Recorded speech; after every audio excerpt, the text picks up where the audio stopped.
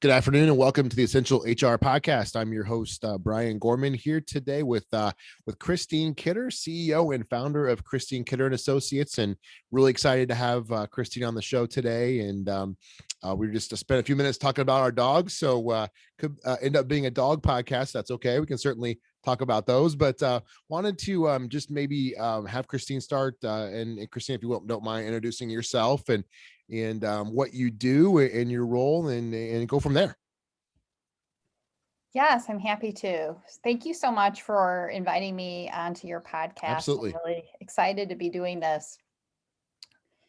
What I do is I'm an HR professional using my expertise to help individuals get through the whole job search maze, as well as other HR challenges, so they can land work that works for them. Okay. When we think about it, we spend so much of our lives at work, and there's way too many people that are unhappy at work.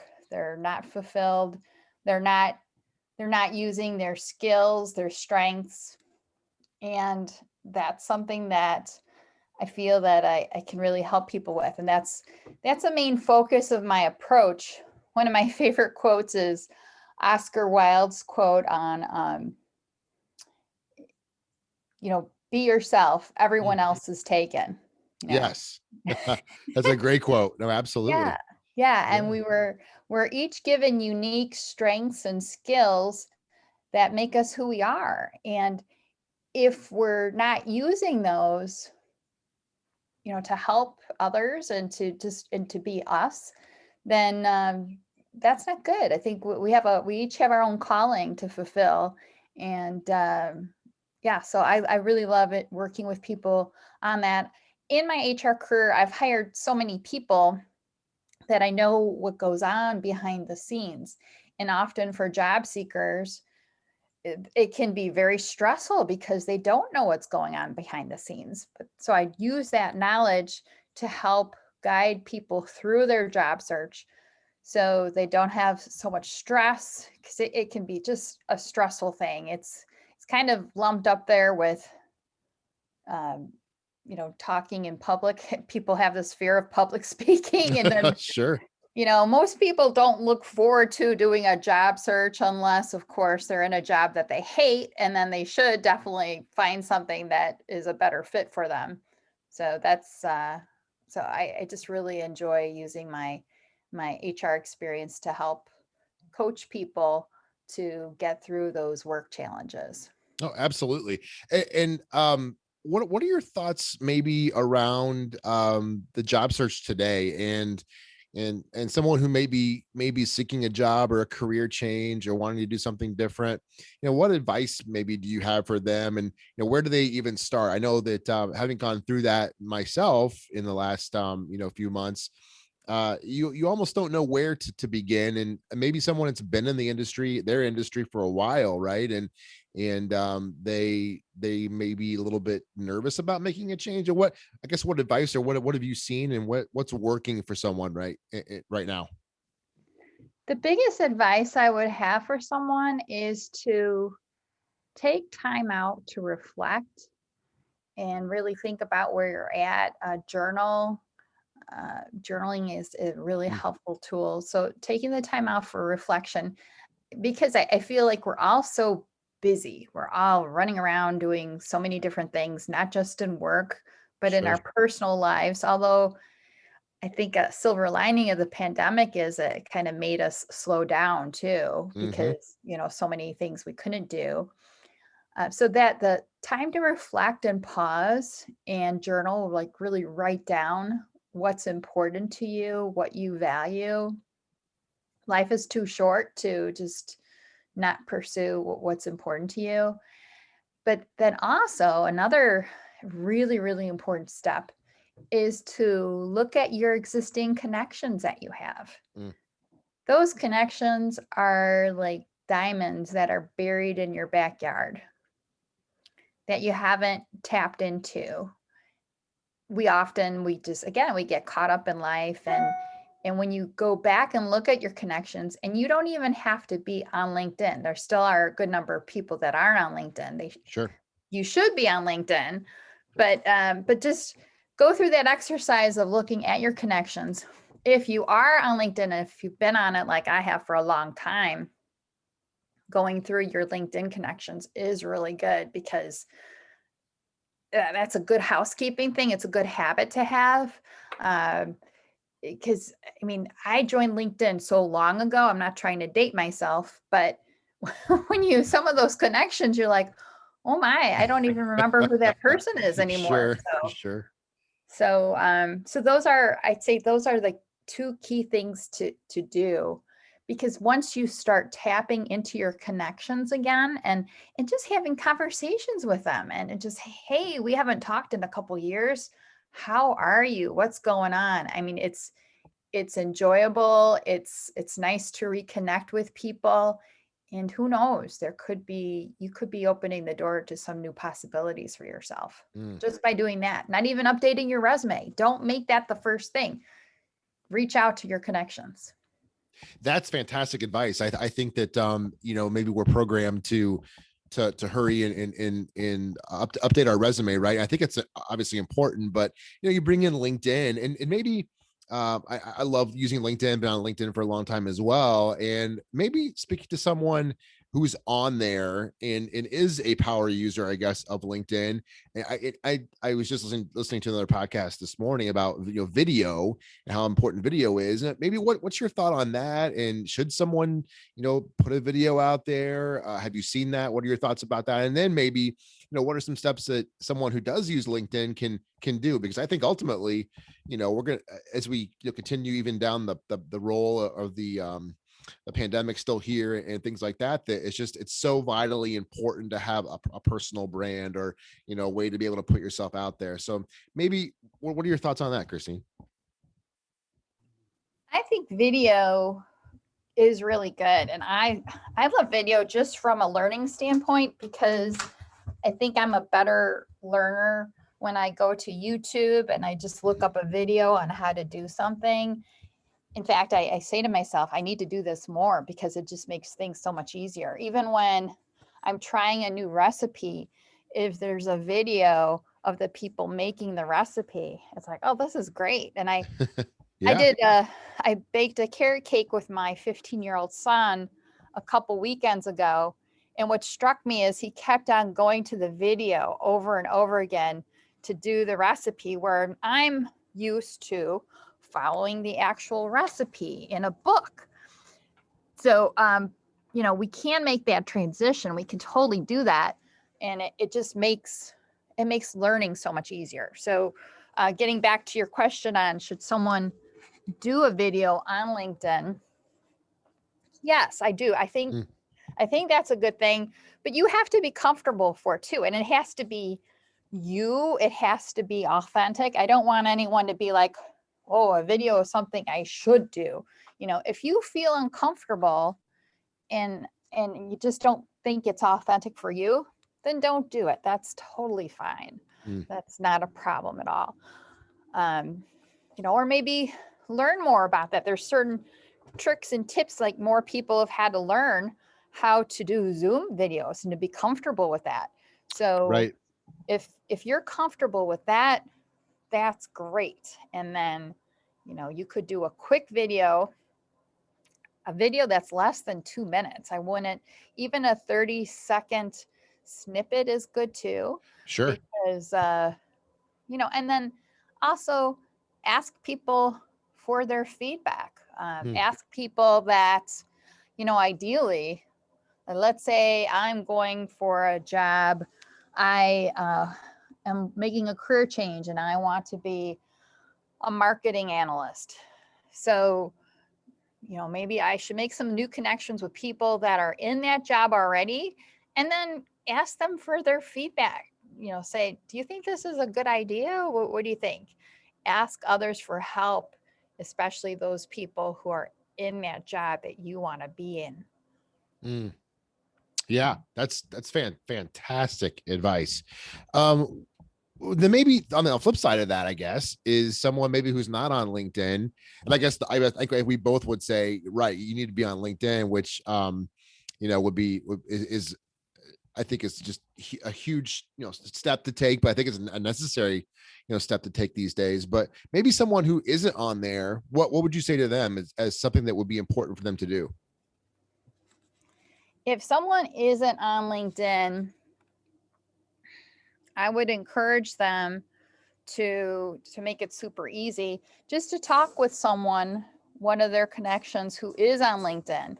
That always helps me. Like, there's a new platform that I don't have experience with. It's called Clubhouse. It's a new social media platform, and so I have some of my connections have been on it, and they're going to do, like, one of them is going to do a walkthrough with me. Oops, sorry, that's my dog playing Oh, with it's okay. Lucy's his going too. So awesome toy. no problem at all. We do not have a pig in our house, I promise. But yeah, so ask someone again.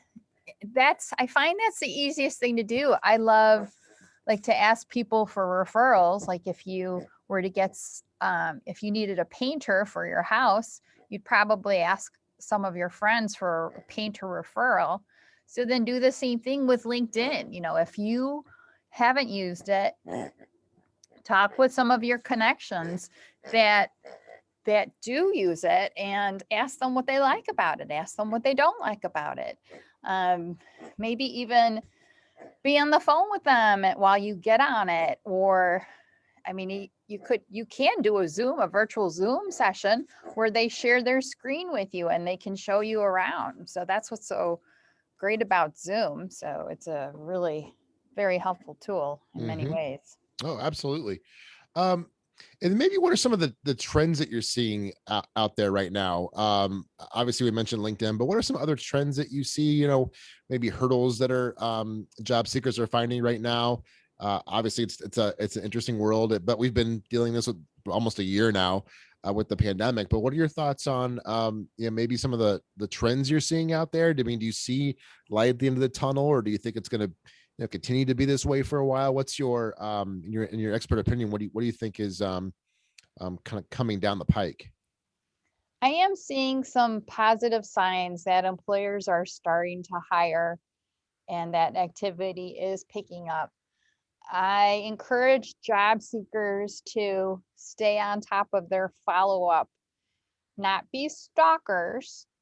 Mm. But I think more often I have people I'm coaching that are hesitant to follow up. They're like, oh, aren't I being too pushy?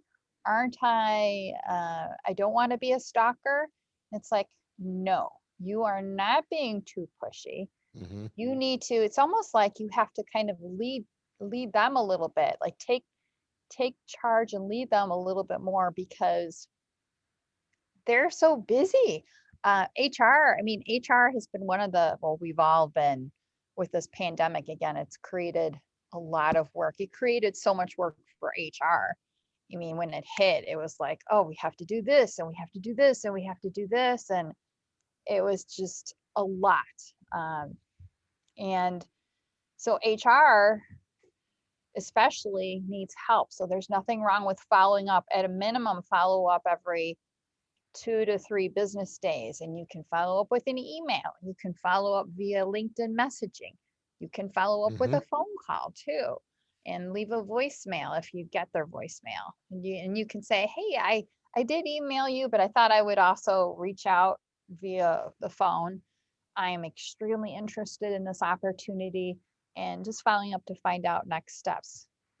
No, that's a great point too. I think that with all the technology that we have with Zoom and instant messaging and email, and we can hide behind that sometimes, but picking the phone up and just calling them, I think it's a great idea. I think it works in multiple careers and industries, and it's people still want to hear from people. I mean, I know everybody's busy, right? But I think the phone is something you can, and not many people are using it, but if when you do, you can kind of put yourself out there and really shine, I think. So no, that's great stuff. I did have a couple kind of fun questions to ask you, Christine, about HR. But wanted to start with, what do you love most about human resources and what you do in what you've your career path in HR? What do you love most about it? Hmm. That's a great question. And I think then the list of potential questions that you gave me, that probably was one of my favorites because I've had I've had a lot of people say to me, "Man, you could write a movie based on what you've seen in human resources." Sure. Absolutely. But I guess what I love the constant change of it and the learning that goes with it because every day is unique and different, and I love being able to support all the functional areas within an organization. Because when you think about it, it was so cool. I was in a webinar a couple days ago, and the topic was managing your teams remotely because this is our new normal now. We have to Hmm. manage teams remotely. Sure. And he threw up a couple pictures, like 3 pictures of different workplaces in different industries. But and he asked us what's missing from these pictures of workplaces. And what was missing was the employees. There weren't any people in the pictures. So really, that what that reminds us of, yeah, this could be a workplace, but it's not really a workplace unless there's people there. That's what makes an organization. The heart and soul of an organization is the people.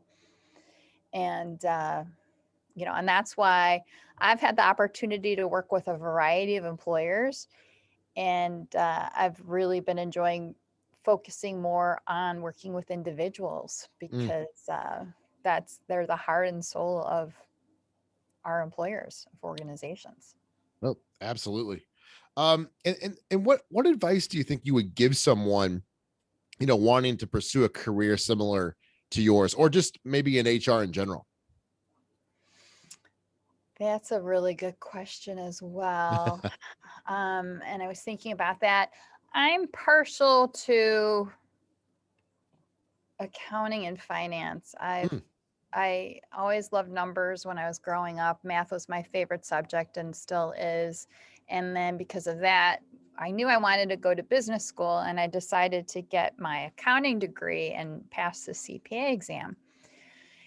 I feel that, and then now having years of experience in HR, that accounting, finance, business education has helped me so much in terms of working with CFOs. Mm. I mean, everyone, essentially, all the functional areas, if the CFO doesn't agree with your expenses, then you're not going to get anywhere. You need his buy-in, you need his okay on your expenses.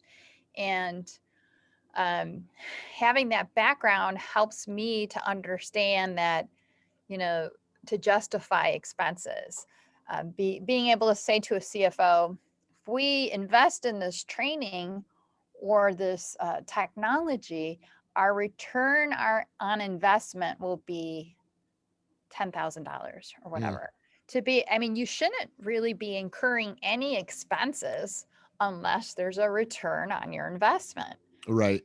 So so anyway, that's kind of a long-winded way of saying I would encourage people to get that foundation of the business justification. Mm. That's really important in order to be successful in HR, because all the other functional areas really need to do that as well. In order to have a successful business, you shouldn't be spending money on needless expenses and Right. have that discipline.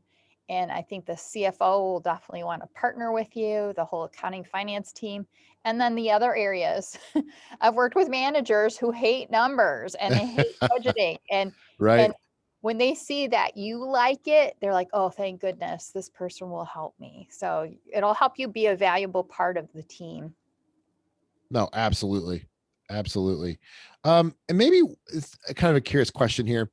What like myth of HR would you want to debunk maybe that is out there? Well, I would say often people are uncomfortable in talking with HR. Sometimes HR has not done the best job of being human. It's like Mm, the human in HR hasn't really been strong, and which is terrible. I think HR people are realizing that and really trying to do a better job of that. It's a balancing act because the employer pays our salaries. I mean, they justify, okay, we have an HR team. We have to allocate our resources for an HR team. So often people, employees, they might think that, well, HR is just going to look out for the best interests of the company. They don't care about me. They don't care at all. And that's not the case. We have to build those win-win situations, because if a situation is great for an employer but terrible for the employee's not going to stay. Or right. they might stay, but they're not going to be engaged. They're going to be just going through the motions. They're not going to be happy. I mean, engagement has been a buzzword for so long, and it still matters. I mean, you can't. So that's why it's just so important to have those win-win situations. HR, they do exist. They're not, there's lots of win-win opportunities. There's an abundance of them, but it's just doing the work, finding them and building them, doing it. So Yeah. I guess that's again a bit of a long-winded That's answer. great stuff. That's fantastic. And then to wrap up, maybe the final question here. The biggest lesson from the last year. I know it's been obviously a year that we couldn't have foreseen and haven't gone through before. But what is your biggest lesson that you're taking from the last year and moving forward with it?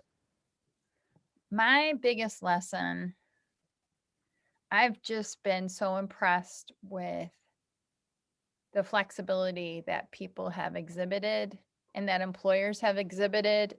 I think that this pandemic has exposed employers that are not nimble, are not resilient, are not flexible. And I think one of the biggest things out of this was one of my pet peeves is employers who were stuck in FaceTime. Like, how I'm not talking about on your iPhone, that FaceTime. I'm talking about Yeah. being in the office. If my employees aren't in the office from 9 to 5, and even if I look at the parking lot at 5:05 and all the cars are gone, then something's wrong. This is bad, you know. Right. Right. And really, we've got to measure results. What are the results that our teams are getting? That's what's most important, because if someone can get the results that they need and work from home and maybe only like just use their time efficiently, then that works for me. That's what it's all about. Yeah. Absolutely. Absolutely. Well, Christine, thank you so much for your time. Very much enjoyed our conversation and would love to have you on again and wish you the best of luck this year and appreciate your time. Thank you. Thank you so much. I really appreciate it. And I enjoyed being on this podcast. And yeah, I wish you all the best. So Awesome. stay safe and warm in this crazy weather we've been having. Will do. Thank you. All right.